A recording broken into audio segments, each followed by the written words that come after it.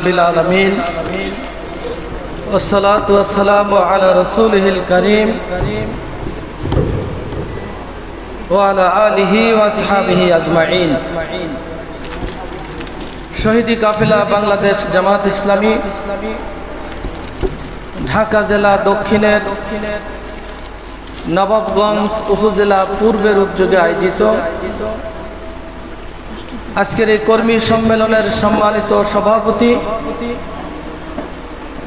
ঢাকা জেলা দক্ষিণের সম্মানিত শুরা সদস্য, এই উপজেলার সম্মানিত আমির অ্যাডভোকেট ইব্রাহিম খলিল, উপস্থিত বিশেষ অতিথিদ্বয়, ঢাকা জেলা দক্ষিণের সম্মানিত নায়েবে আমির অধ্যক্ষ শাহিনুর ইসলাম, জেলা সেক্রেটারি এবিএম কামাল হোসাইন, জেলা কর্মপরিষদ সদস্য অধ্যাপক আব্দুল কাদের, নবাবগঞ্জ উপজেলা পশ্চিমের সম্মানিত আমির বিশিষ্ট আলেম দ্বীন মাওলানা হারুন আর রশিদ, উপস্থিত এই জেলার ইসলামী ছাত্র শিবিরের সাবেক সভাপতি বন্ধুবর অধ্যাপক আব্দুল কাদের, এই উপজেলার সম্মানিত সেক্রেটারি সহ নেতৃবৃন্দ, আমার সম্মানিত প্রিয় কর্মী ভাইরা, সুধী মণ্ডলী, আসসালামু আলাইকুম ওয়া রাহমাতুল্লাহি ওয়া বারাকাতুহু। আল্লাহ তাআলার দরবারে শুকরিয়া আদায় করছি যে মহান রব্বুল আলামিন আমাদেরকে দীর্ঘদিন একটি পরিবেশের মধ্যে আন্দোলন সংগ্রাম, আমাদের স্বাভাবিক জীবন যাপন করার মধ্য দিয়ে একটি মুক্ত পরিবেশে অনেক দিন পরে আমরা এইভাবে আমাদের সাংগঠনিক কর্মকাণ্ড পরিচালনা করার সুযোগ পেয়েছি। আলহামদুলিল্লাহ।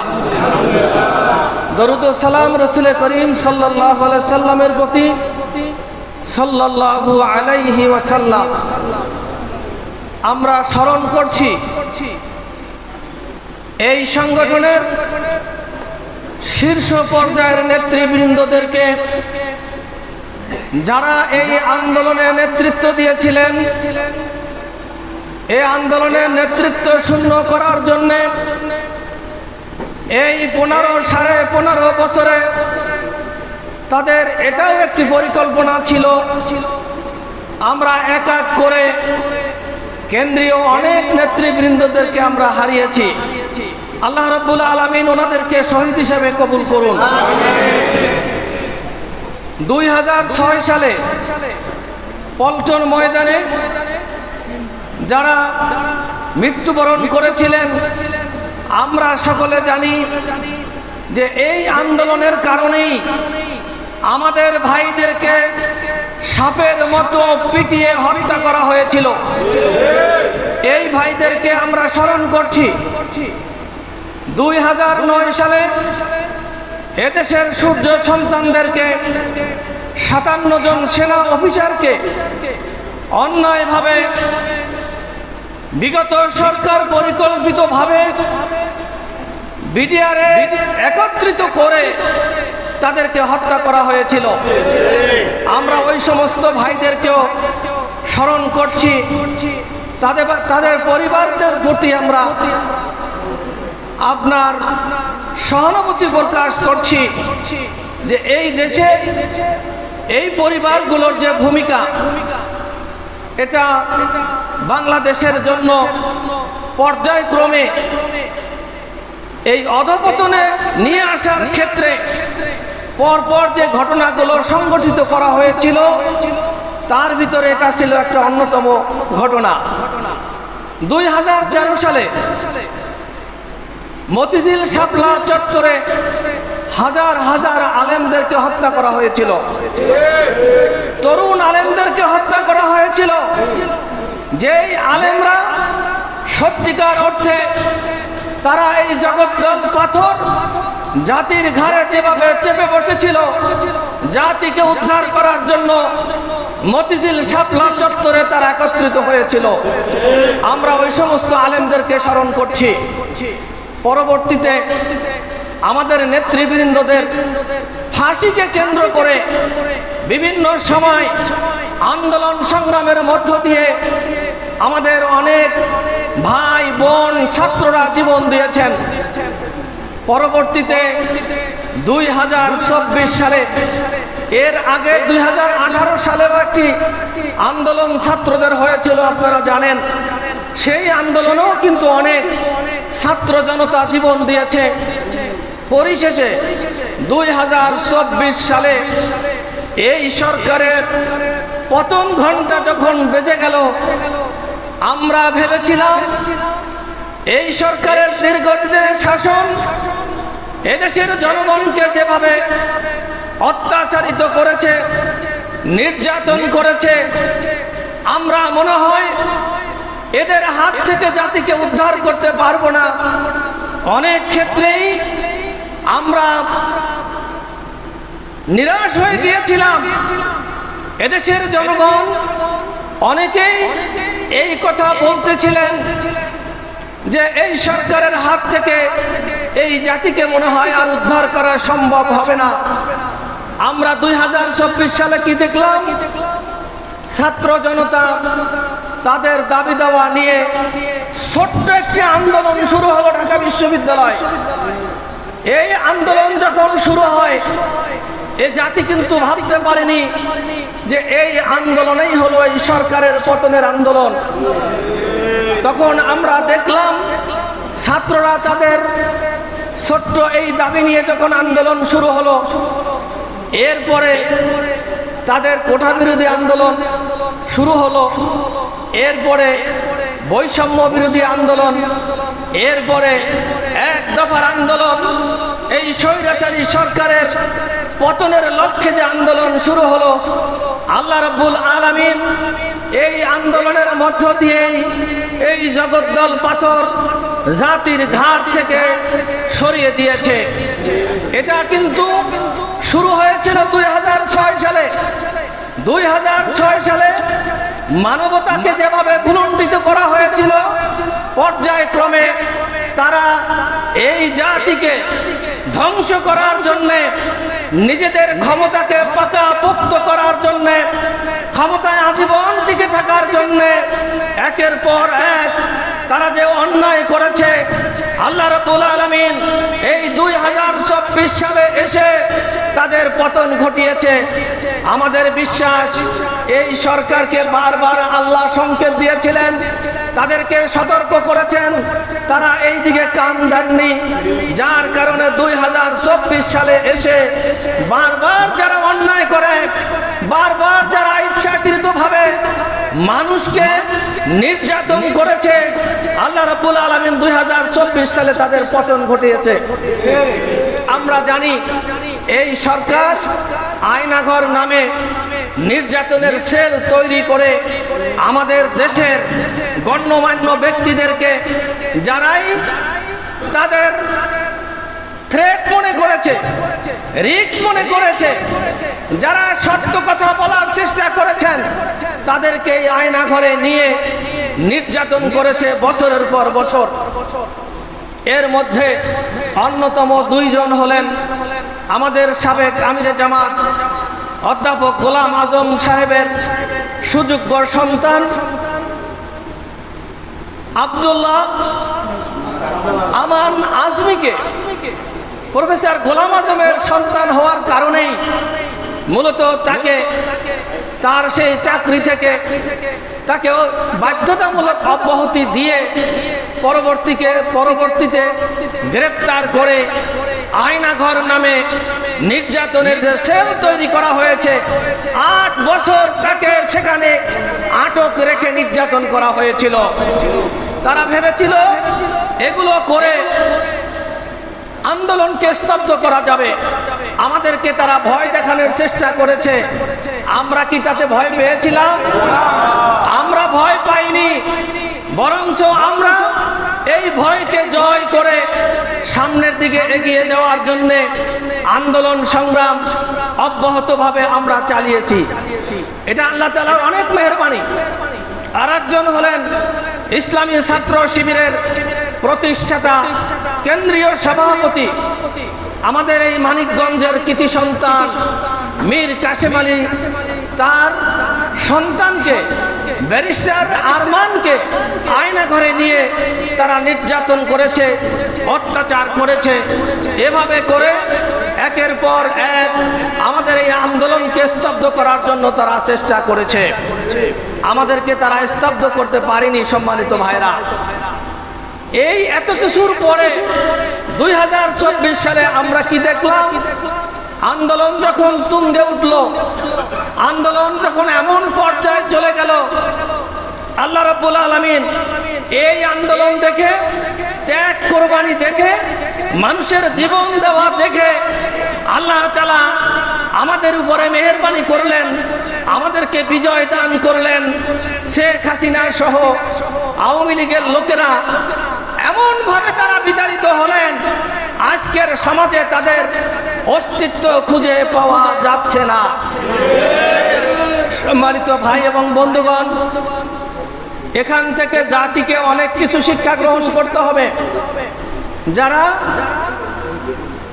বড় দল মনে করেন, নিজেরা মনে করেন যে আমরা মনে হয় সরকার গঠন করে ফেলেছি, তাদের সকলকে শিক্ষা গ্রহণ করতে হবে। এই জাতি হলো সেই জাতি, সন্তান গ্রেফতার হয়েছে, কোর্টে মা সন্তানের সাথে দেখা করতে গিয়ে পুলিশ বলছে পিছনে আপনার মা। সন্তান যখন পিছনের দিকে তাকিয়ে মিষ্টি হাসি দিলেন, মা পিছন থেকে তার সন্তানকে পিঠ চাপড়িয়ে তাকে সান্ত্বনা দিচ্ছেন। আন্দোলন যখন এই পর্যায়ে চলে যায়, সেই আন্দোলন আর কেউ ঠেকিয়ে রাখতে পারে না।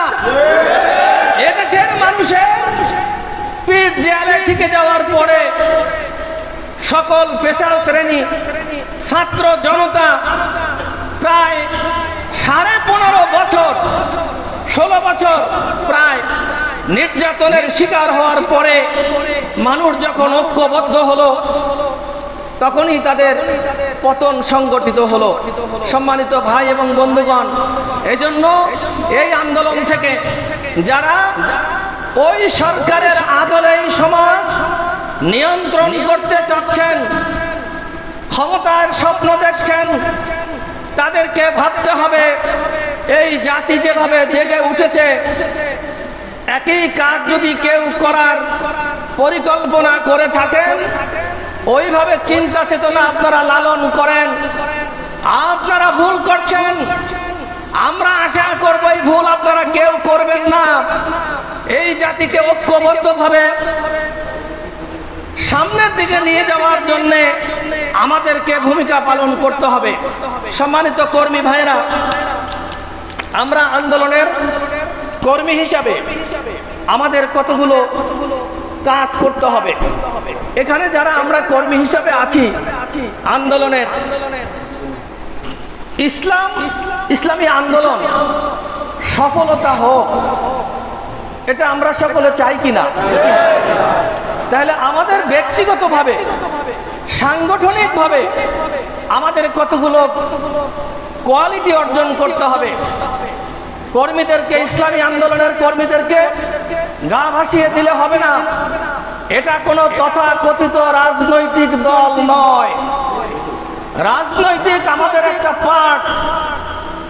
আমাদের ব্যক্তিগত উন্নয়ন, আমার পরিবারের উন্নয়ন, সমাজের উন্নয়ন, সর্বোপরি দেশকে গঠন করার লক্ষ্যে উপযুক্ত জনশক্তি হিসাবে আমাদেরকে তৈরি করতে হবে। আপনারা সকলে রাজি আছেন? এটাই হলো আমাদের মুখ্য সময়। সময়ের এক পর অসময়ের 10 পর এই সময়কে কেউ হেলায় কাটিয়ে সময় নষ্ট করা আমাদের ঠিক হবে না। সুতরাং এই আন্দোলনের জামাত ইসলামীর একজন কর্মী হিসাবে আমাদের উপরে অনেক দায়িত্ব। এদেশের জনগণ জামাত ইসলামীকে এই মুহূর্তে যেভাবে গ্রহণ করেছেন, কার্যকর পদক্ষেপ নিয়ে জনগণের দ্বারে দ্বারে গিয়ে অ্যাকোমোডেট করতে হবে। জাতিকে ঐক্যবদ্ধ করার জন্য জামাত ইসলামীকে মূল ভূমিকা পালন করতে হবে। আমরা দেখছি যারা সত্যি যাদের বেশি জনসমর্থন রয়েছেন, তারা জাতিকে ঐক্যবদ্ধ করার পরিবর্তে তাদের এই 15.5 বা 16 বছরের যে ক্ষুধা, সেই ক্ষুধা নিবারণের জন্য আপনারা একই পন্থা অবলম্বন করার চেষ্টা করছেন। মেহেরবানি করে এই কাজটা আপনারা করবেন না। আমরা এ থেকে নিরুৎসাহিত হচ্ছি। সুতরাং জামাত ইসলামীকে ঐক্যবদ্ধভাবে জাতিকে গঠন করার জন্য, জনগণকে ঐক্যবদ্ধ করার জন্য আমাদেরকে ভূমিকা পালন করতে হবে। এজন্য আমাদের কয়েকটি কাজ, একটা হলো ব্যক্তিগত আর দলীয় কিছু গুণাবলী আমাদের অর্জন করতে হবে। এই বইটি আপনারা আমার বিশ্বাস সকলেই পড়েছেন, ইসলামী আন্দোলনের সাফল্যের শর্তাবলী। ইসলামী আন্দোলনকে সফল করতে হলে আমাদের এই গুণগুলো অর্জন করতে হবে। আপনাদের যাদের সম্ভব একটু নোট করে নেবেন, অথবা এই বইটা আপনারা ভালো করে পড়বেন, আলোচনা আপনারা মনোযোগী হয়ে শুনবেন। এই কাজগুলো যদি আমরা সঠিকভাবে করতে পারি, আমাদের বিশ্বাস যে উপযুক্ত জনশক্তিতে আমরা পরিণত হতে পারবো ইনশাআল্লাহ। ব্যক্তিগত গুণাবলীর মধ্যে 4টা দিক রয়েছে। আমি বিস্তারিত আলোচনা করতে পারবো না যেহেতু সময় সংক্ষেপ। প্রথম গুণ হলো ইসলামের যথার্থ জ্ঞান।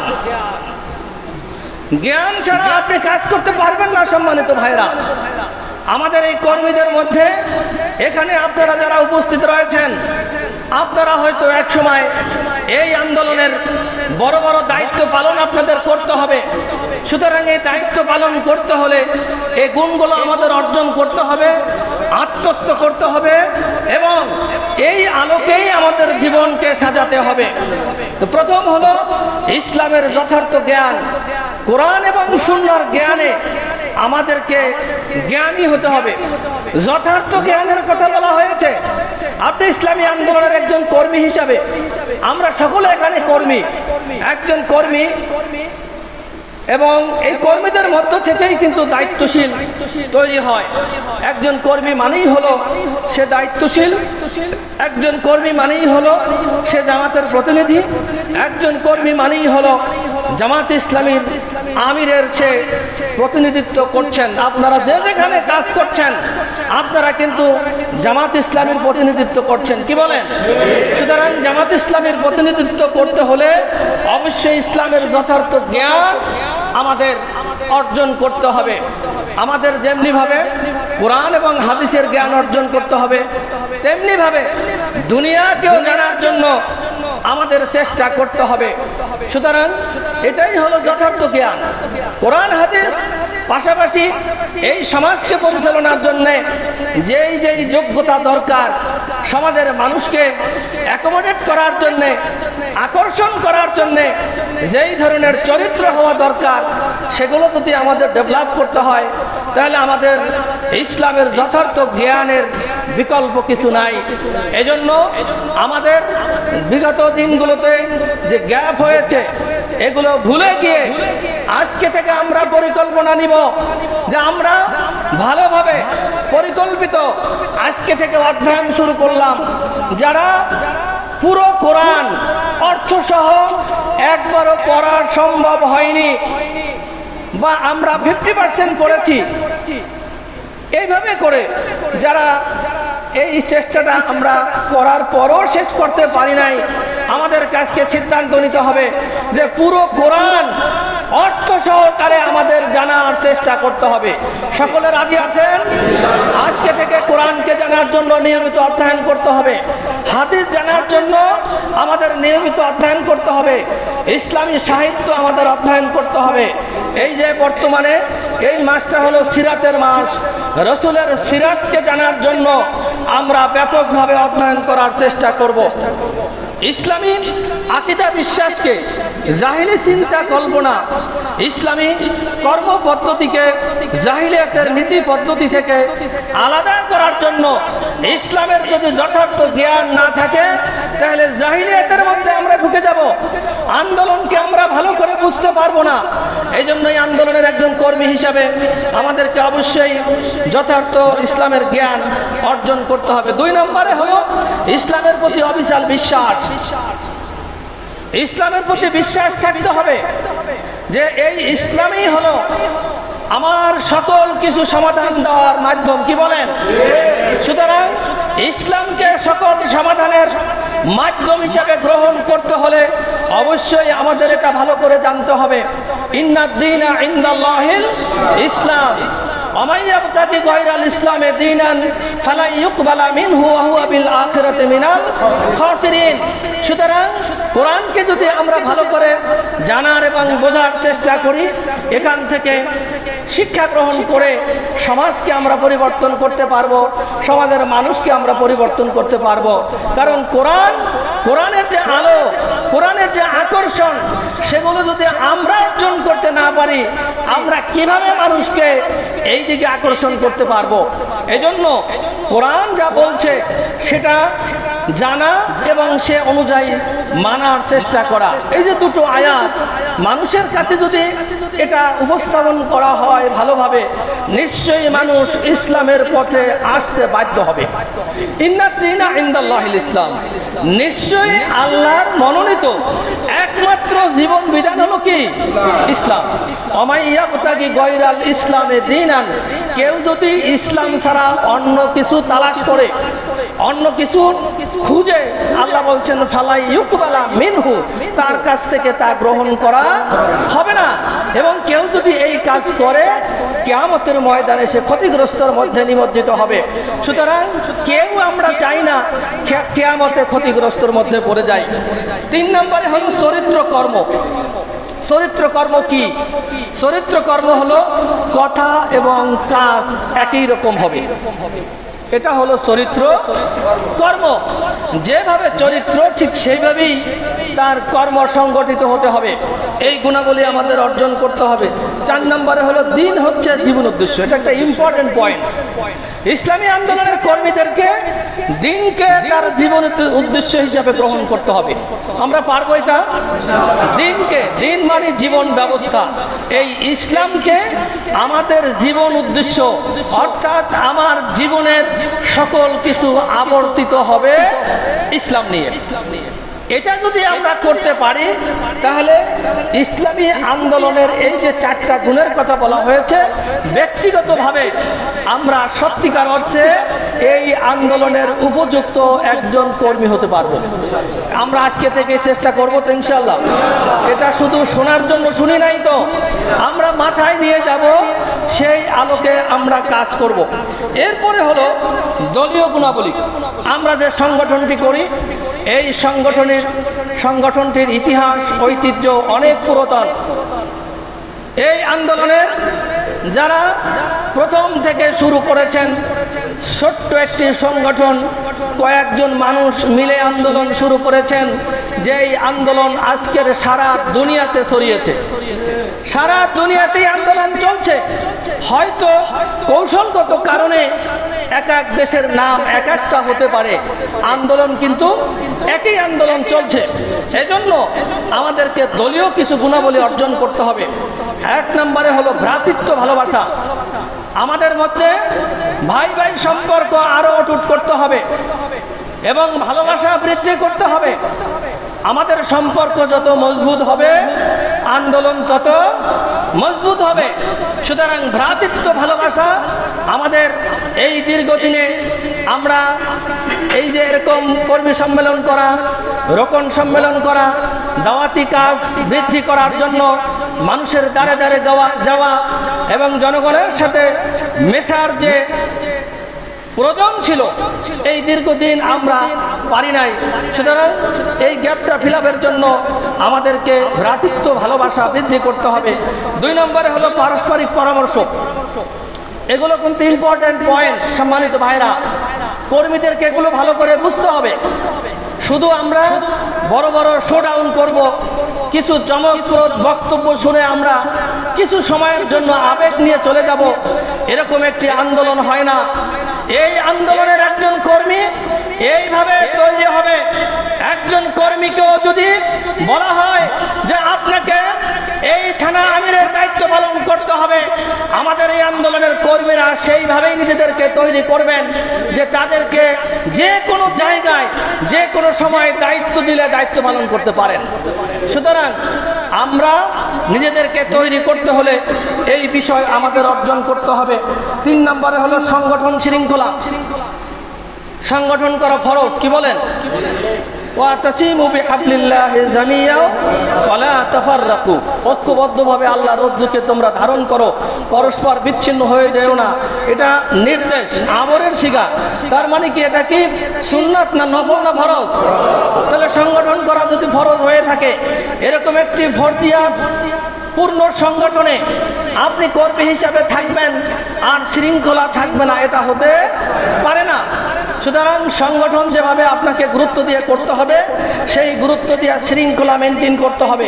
শৃঙ্খলার বাইরে কোনো কর্মীদের কাজ করা যাবে না। 4 নম্বরে হলো সংস্কারের উদ্দেশ্যে সমালোচনা। সংস্কারের উদ্দেশ্যে সমালোচনা করা তো বৈধ, কি বলেন? কিন্তু এর বাইরে যদি আমরা কোনো সমালোচনা করি, সেটা কি সমালোচনা থাকবে না গীবত হয়ে যাবে? আমরা পুরোপুরি আমাদের এই সংগঠনের পরিবেশ থেকে গীবত বন্ধ করতে চাই। কোনো ধরনের গীবত যাতে করে না হয় সেগুলো আমাদের খেয়াল রাখতে হবে। আমরা গীবত না করে যদি মানে সংস্কারের উদ্দেশ্যে, সংশোধনের উদ্দেশ্যে সংগঠনের দায়িত্বশীল জনশক্তি সকল পর্যায়ে আমরা সমালোচনা করতে পারবো, সেটার পদ্ধতির আলোকে। এটা আমরা ভালো করে জানার চেষ্টা করব এবং সেই আলোকে ভূমিকা পালনের চেষ্টা করব। এরপরে পূর্ণতা দানকারী গুণাবলী। এই পূর্ণতা দানকারী গুণাবলী যদি অর্জন হয় যে এই আন্দোলনের জনশক্তির মধ্যে, তারা ব্যক্তিগত গুণাবলী, সাংগঠনিক গুণাবলী, এগুলো তো তাদের মধ্যে অর্জন হবেই। এবং এই পূর্ণতা দানকারী গুণাবলী যেই আন্দোলনের কর্মীরা অর্জন করতে পারবেন, এই আন্দোলনের কর্মীদেরকে দিয়েই চূড়ান্ত বিপ্লব করা সম্ভব। আমরা কি চূড়ান্ত বিপ্লব করতে পেরেছি? এটা একটা পরিবেশ। এই যে বলা হয়েছে যে রাসূল করিম সাল্লাল্লাহু আলাইহি সাল্লামের যে আপনার একটা পরিবেশ তৈরি হয়েছিল, সেই পরিবেশে কাজ করার একটা সুযোগ হয়েছে। আমরা এতটুকু একটা পরিবেশ পেয়েছি, এই পরিবেশ কাজে লাগিয়ে আমাদের চূড়ান্ত পর্যায়ে বিপ্লব করার জন্য কর্মীদেরকে ভূমিকা পালন করতে হবে। আর সেটা করতে হলে পূর্ণতা দানকারী গুণাবলী এটা আমাদের অর্জন করতে হবে। 1 নম্বরে হলো আল্লাহর সাথে সম্পর্ক, আন্তরিকতা। যেই আন্দোলনের কর্মীদের আল্লাহর সাথে সম্পর্ক, আন্তরিকতা বেশি পরিমাণে থাকে, এই আন্দোলনের কর্মীদেরকে দিয়েই কিন্তু বিপ্লব করা সম্ভব, কি বলেন? আমরা মুখস্থ কথা বলবো, বিপ্লব করব, এই করব, সেই করব, কিন্তু মূল যে কোয়ালিটি, মূল যে গুণাবলী আমাদের মধ্যে থাকা দরকার, সেগুলো যদি আমাদের ভিতরে না থাকে, আমরা বক্তব্য দিতে পারবো, কথা বলতে পারবো, কিন্তু বিপ্লব সাধিত হবে না। সম্মানিত ভাইরা, এই জন্য আমাদের প্রত্যেক কর্মীর আল্লাহর সাথে সম্পর্ক, আন্তরিকতা বৃদ্ধি করতে হবে। 2 নম্বরে আখিরাতের চিন্তা। সব সময় আমাদের প্রত্যেকটি কাজের ক্ষেত্রে আখিরাতের চিন্তা লালন করতে হবে। আমি যে কাজটা করছি, এই কাজটা আখিরাতের জীবনকে আমার সফল করবে না বিফল করবে, এটা আমাদের চিন্তা করে কাজ করতে হবে। 3 নম্বরে হলো চরিত্র মাধুর্য। চরিত্র এবং মাধুর্য, এই গুণাবলী আমাদের অর্জন করতে হবে। চরিত্রের মধ্যে সৌন্দর্য থাকতে হবে। একজন মানুষ সে যখন কথা বলবে, আচরণ করবে, লেনদেন করবে, মানুষ যখন মানুষের কাছে দাওয়াত নিয়ে যাবে, এই চরিত্র মাধুর্য যদি তার মধ্যে থাকে, তার দাওয়াত সহজভাবে মানুষ গ্রহণ করবে। কি বলেন? এই জন্য এই গুণ আমাদের অর্জন করতে হবে। এরপরে হলো ধৈর্য। ধৈর্য আমাদের থাকতে হবে। ধৈর্যকে তো আল্লাহ রসুল ঈমান বলেছেন। আল্লাহ রসুলকে জিজ্ঞাসা করা হয়েছে, মাল ঈমান, হে আল্লাহ রসুল ঈমান কি? আল্লাহ রসুল বলছেন, আস-সাবারু আস-সামাহাত, ঈমান হলো ধৈর্য এবং সহনশীলতা, ভদ্রতা, নমনীয়তার নামই হলো কি? ঈমান। তাহলে যেই ব্যক্তি ঈমানদার দাবি করবেন, তার ভিতরে ধৈর্য থাকতে হবে, সহনশীলতা থাকতে হবে, ভদ্রতা থাকতে হবে, নমনীয়তা থাকতে হবে, দানশীলতা থাকতে হবে। তাহলে এই গুণ আমাদের অর্জন। এরপরে হলো 5 নম্বরে প্রজ্ঞা, জ্ঞান। প্রজ্ঞা দিয়ে আপনি যদি সমাজে ভূমিকা পালন করতে পারেন, এই ইসলামী আন্দোলন পর্যায়ক্রমে আপনার সামনের দিকে এগিয়ে যাবে। সম্মানিত ভাই এবং বন্ধুগণ, এই 3টা বিষয়, এই বইটা আপনারা ভালো করে পড়ার চেষ্টা করবেন। পড়বেন তো? আপনারা এই বইটা 2-3 দিনের মধ্যে পড়বেন। ইসলামী আন্দোলনের সাফল্যের শর্তাবলী বইটা যখন পড়বেন, মনোযোগ সহকারে পড়বেন এবং এই পয়েন্টগুলো নিয়ে আপনারা চিন্তা করবেন যে এগুলো আমার মধ্যে আছে কিনা, এই কোয়ালিটিগুলো যদি থাকে আলহামদুলিল্লাহ, না থাকলে আমাদের ডেভেলপ করার চেষ্টা করতে হবে। কি বলেন? আমাদের চেষ্টা করতে হবে। এজন্য আমাদের আন্দোলনকে সামনের দিকে এগিয়ে নিয়ে যাওয়ার জন্য যথাযথ ভূমিকা পালন করতে হবে। সম্মানিত ভাই এবং বন্ধুগণ, এই দেশে বাংলাদেশকে গঠন করার জন্য জামাত ইসলামীকে দায়িত্ব নিতে হবে। ছাত্র জনতা যেভাবে জীবন দিয়েছেন, আমাদেরকে এই জাতিকে সকল বিপদ, সকল ধরনের মানুষের তৈরি করা যে অত্যাচার নির্যাতনের যে পদ্ধতি তৈরি করে মানুষকে জুলুম করে, সেই জুলুম থেকে উদ্ধার করার জন্য জামাত ইসলামীর কর্মীদের সব সময় সোচ্চার থাকতে হবে। এই দেশে আর যেন কোনো আবু সাইদের জীবন দিতে না হয়, কোনো মুক্তর জীবন দিতে না হয়, এই দেশে বাচ্চাদেরকে জীবন দিতে না হয়, এরকম কোন স্বৈরাচার আর বাংলার শাসন ক্ষমতায় না বসুক, সেজন্য আমাদেরকে সতর্ক থাকতে হবে। সম্মানিত কর্মী ভাইরা, নবাবগঞ্জ পূর্ব উপজেলার আজকের এই কর্মী সম্মেলনের মাধ্যমে এই উপজেলার কর্মী ভাইদেরকে আমরা কথাই বলতে চাই যে আমরা আন্দোলনে যেহেতু অংশগ্রহণ করেছি আল্লাহর সন্তুষ্টির জন্য, এবং এই ছোট্ট একটি বিজয়ের পরে আমাদের মধ্যে যে আনন্দ বয়ে যাচ্ছে, আমরা একেবারে ফাইনাল অবস্থায় বিপ্লবের মাধ্যমে আমরা যাতে করে জাতিকে একটি সুখী সমৃদ্ধ সমাজ উপহার দিতে পারি, সেই সমাজ উপহার দেওয়ার জন্য সকলকে উদারত আহ্বান জানিয়ে আজকের এই কর্মী সম্মেলন আমাদের আন্দোলনকে আরো অনেক ধাপ এগিয়ে নিবে। আমরা যদি আজকের এই কর্মী সম্মেলনের বক্তব্যগুলো মাঠে ময়দানে প্রয়োগ করে ভূমিকা পালন করি, আল্লাহ তাআলা আমাদের সে তৌফিক দান করুন, এই প্রত্যাশা রেখে আপনাদের সকলকে ধন্যবাদ মোবারকবাদ জানিয়ে আমি আমার বক্তব্য এখানে শেষ করছি। আল্লাহ হাফেজ। বাংলাদেশ জিন্দাবাদ, বাংলাদেশ জামাত ইসলামী জিন্দাবাদ। একজন ভাই